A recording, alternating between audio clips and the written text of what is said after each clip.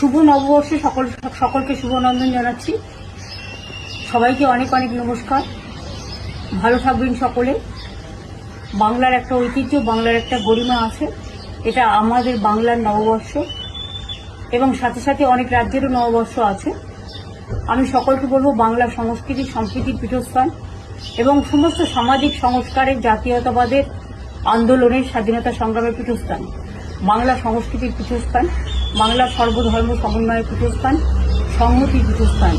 সব ধর্ম, বর্ণ, জাতি বিদেশে সব মানুষ ভালো থাকুন, সুন্দর থাকুন।